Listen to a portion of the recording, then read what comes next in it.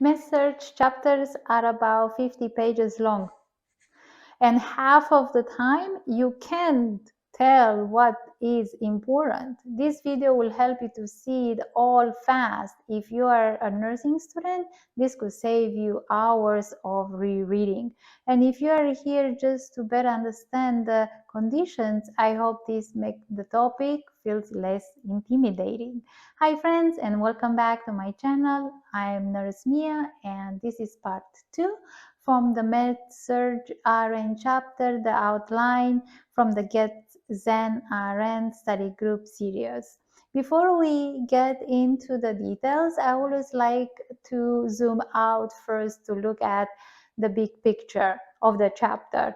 I use a concept map like these to break it down heavy chapters so you can see the full path of disorders, lab intervention, all at a glance. You'll know exactly where to zoom in and what to prioritize. It takes the pressure off and makes the chapter easier to follow. Comment below which section of this chapter feels the most overwhelming for you. The goal? One page of clarity you can revisit in minutes. A map turns 60 pages in 10 minutes of review. Clean path, less noise. You will know where to start and what to skip. Let's get started.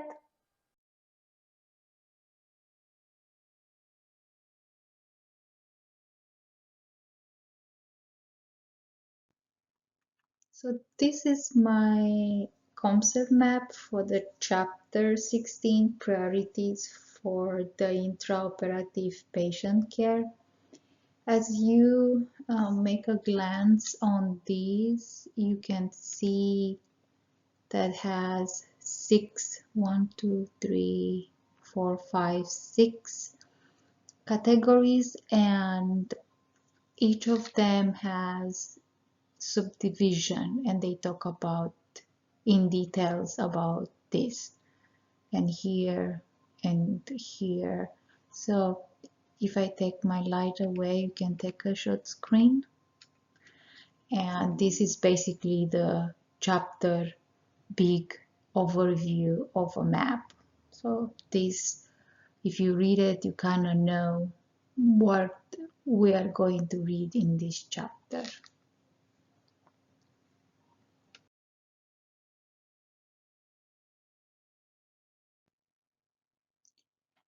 One, overview of surgical experience. So in this chapter, focus on the intraoperative phase, which refers to the time when the patient is in operating room OR. And understanding this phase is critical because it involves multiple healthcare professionals working together to ensure patient safety, proper anesthesia administration, and the prevention of complication. And as you saw in my brain map, had the subcategories of surgical settings and surgical categories. So surgical settings, it includes inpatient surgical settings like hospital, operating room, and outpatient surgical centers like ambulatory surgical units. Those settings influences type of care, length of stay, and resources. Surgical categories are types that includes elective like planned, urgent, requires prompt attention, and emergency like immediate intervention necessary to preserve life function, like elective, urgent, emergencies, diagnostic, palliative, etc.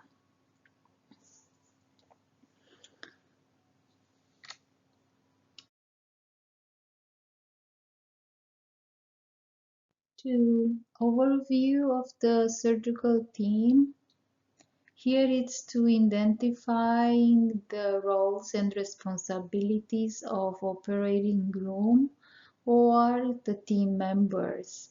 The surgical team in OR is divided into sterile and non-sterile members, each with specific duties. The sterile team member directly involved in the surgical procedure. So the sterile team we have includes surgeon, surgical assistant, and scrub nurse, responsible for maintaining a sterile field and performing sterile tasks. It's making sense. The non-sterile team includes circulating nurse, anesthesia provider, and other not directly involved in sterile procedure, but critical to patient safety and documentation. Anesthesia provider, circulating nurse, tech. Here, pay attention. They have in um, any quizzes will be a scenario actually about a member that is non-sterile, but will say in the question which of the following is not a sterile person. So you might be a little bit confusing who is not a non-sterile team.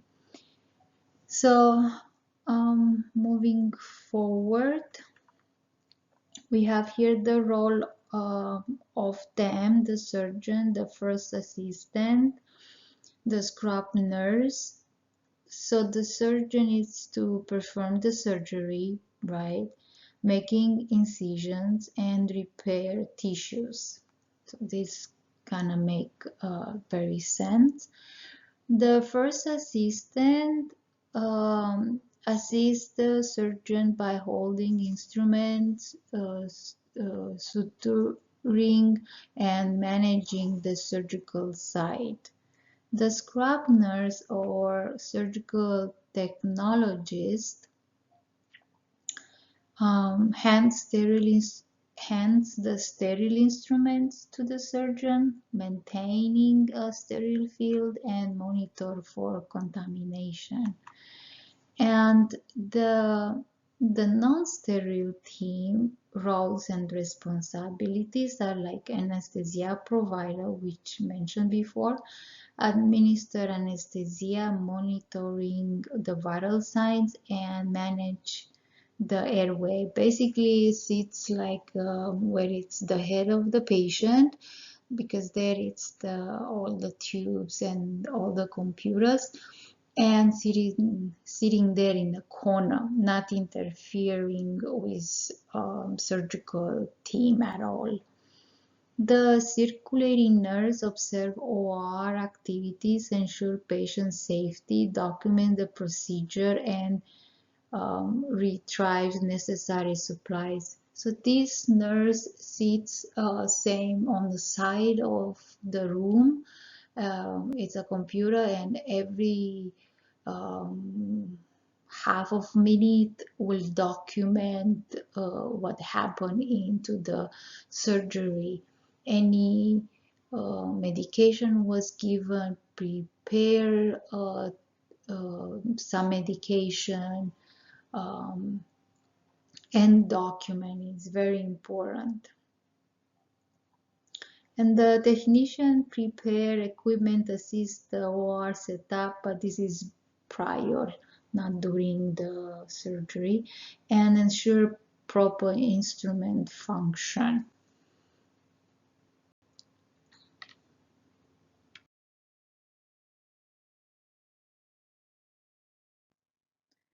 Three, priority assessment and procedure, but I forgot to mention on the overview of surgical team about circulating nurse that might notice the patient blood pressure dropping and alert the anesthesiologist who adjusts the anesthesia dose. It's a little example. So circulating nurse also can look on patient blood pressure, and alert the anesthesiologist to adjust the anesthesia dose.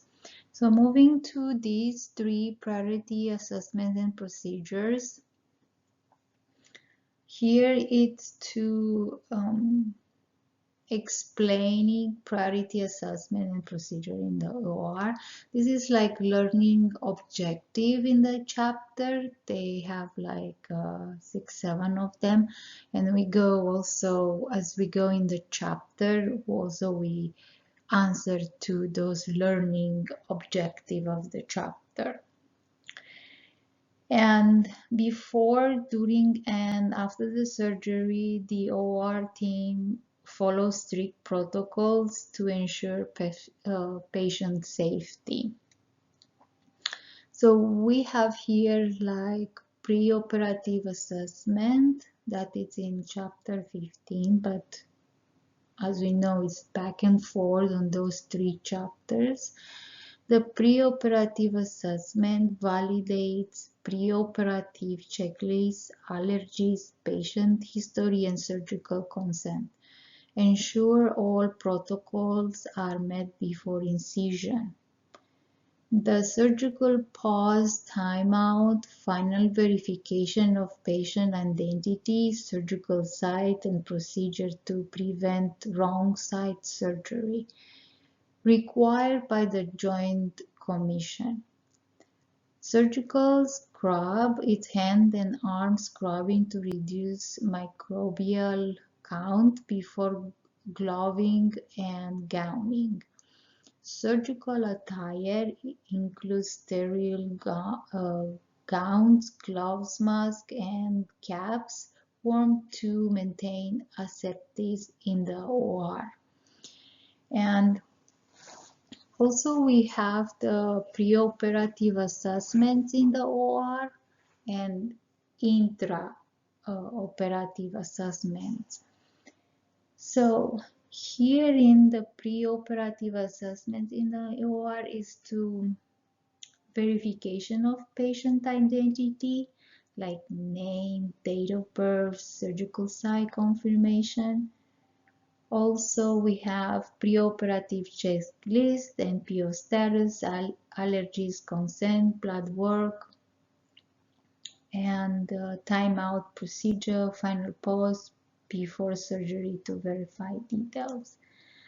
So the intraoperative assessments, it's vital signs monitoring, continuous assessment of blood pressure, heart rate, and oxygen levels, airway management, ensuring the patient breathes properly under anesthesia, fluid balance, monitoring IV fluids, blood loss, and urine output. The surgical positioning, which also we go further in the chapter, correct patient positioning to avoid pressure injuries and nerve damage.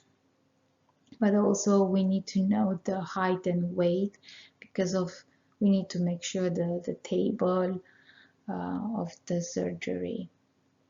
So an example is like if a patient is in lithotomy position, legs elevated in stirrups, the nurse must ensure no nerve damage occurs from improper positioning. So it's very important to know the height and weight and which position it is to avoid any pressure injuries during the surgery.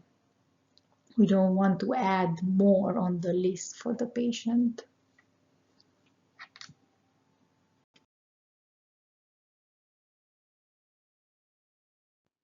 For anesthesia, we discussed type of anesthesia utilizing in the OR. Anesthesia prevents pain and keeps the patient comfortable during surgery. And I will show you a table where you can see the all 4 main types. So the types of anesthesia is general, regional, local, and monitor anesthesia care. Each has specific identification and risk.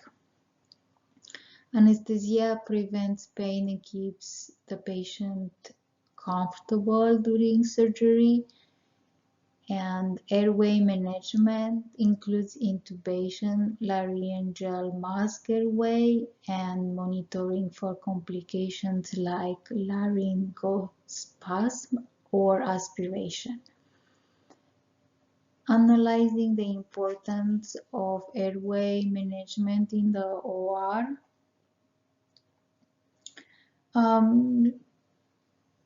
We have airway management. It's critical because improper oxygenation can lead to brain damage or death.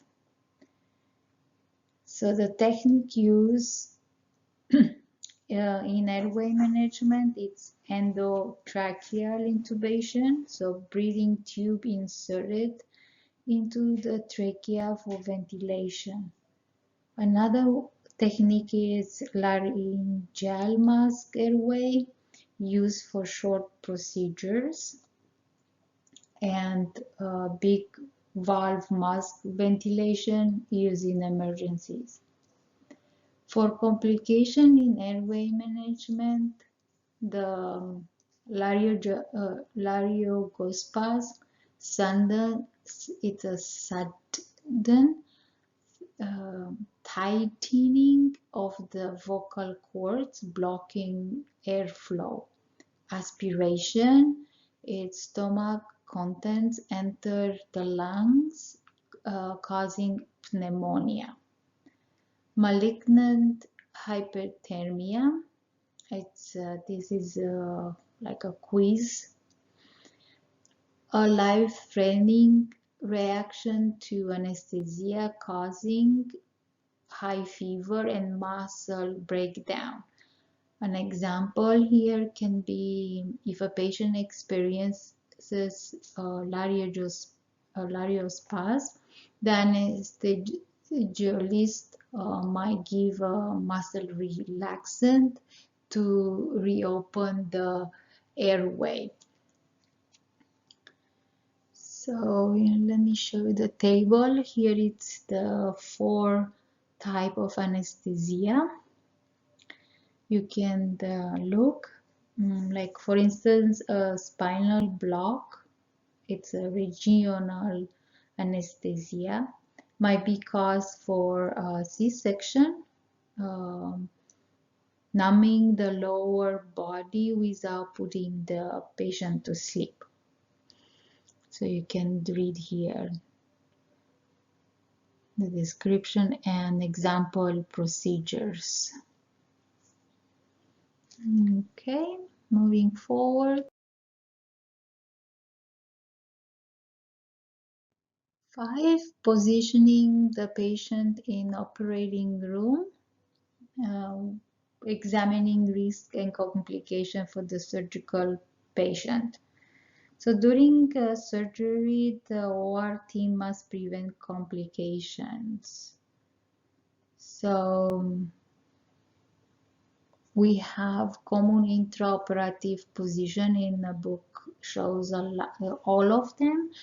More about them, I have them posted in the terminology video of the chapter. Positioning devices. Chapter has a table for that, some image. Positioning complication, we talk about the nerve breakdown, and always we need to know in the intraoperative checklist the height and weight and the age, because the elderly has a skin sensitivity. And we still have the intraoperative risk. They talk about bleeding, hemorrhage, which can be excessive blood loss, may require a transfusion. infection prevented with sterile technique and antibiotics, pressure injuries caused by prolonged positioning without movement, so that's why we need the devices, and hypothermia. Operating room are cold, so warm blankets are used to prevent this. The nerve damage, poor positioning can compress nerves, leading to weakness or pain. Very important. And for preoperative risk, we have the DVT, the deep vein thrombosis. It's a blood clots due to immobility. Airway complication, it's retrain secretion can cause atelectasis. It's like a lung collapse. And delayed recovery from anesthesia. Older adults or those with certain conditions take longer to wake up. For instance, a patient who remains unconscious too long after surgery may need oxygen therapy or medication reversal to wake up safely.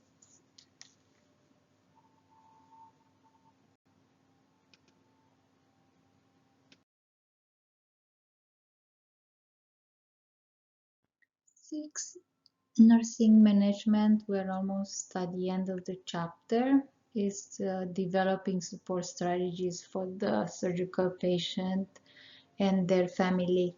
So here it's what a nurse will do.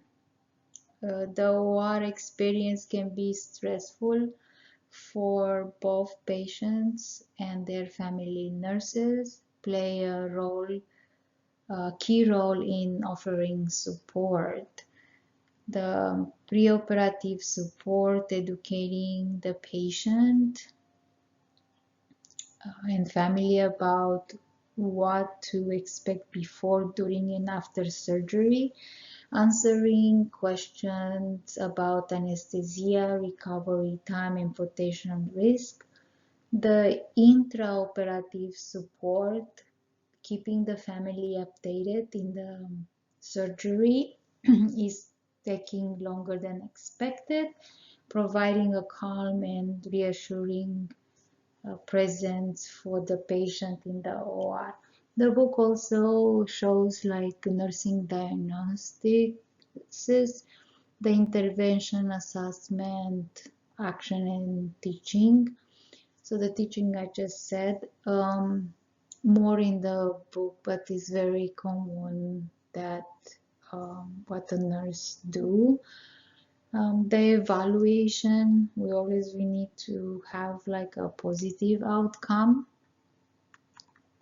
and to make sure that patient move to the next stage into the post-operative support.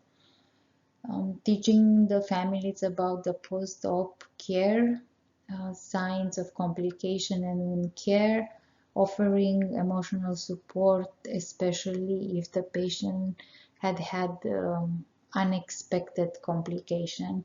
For instance, if a patient undergoing emergency surgery has a family waiting anxiously, and the nurse should adapt them frequently and provide realistic recovery expectations.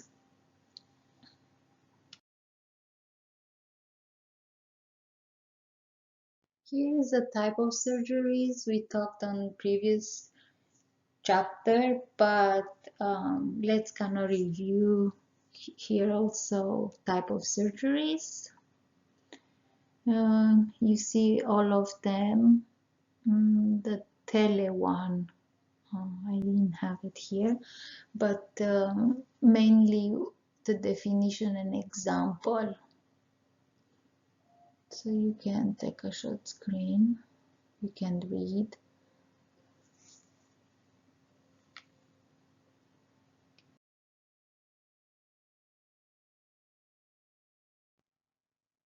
Yoo-hoo, we made it to the summary.